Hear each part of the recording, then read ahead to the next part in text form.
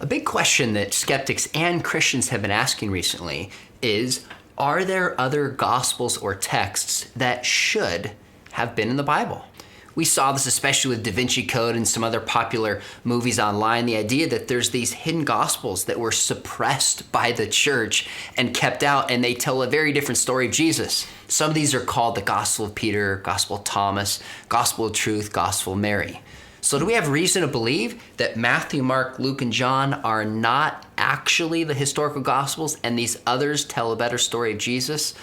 Well, I don't think that's the case. And in fact, that's why we added a chapter on this in the update to Evidence That Demands a Verdict, because there's a few historical factors that say there's no reason we should think that these gospels give us an insight into the true historical Jesus. One is just chronologically.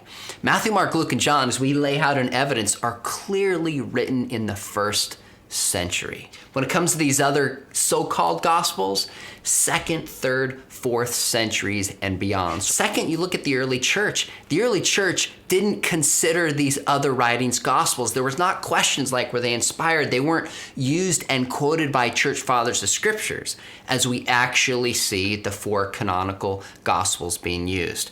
And then finally, we actually see some very different teachings in these gospels that just contradict what the historically earliest gospels teach about Jesus.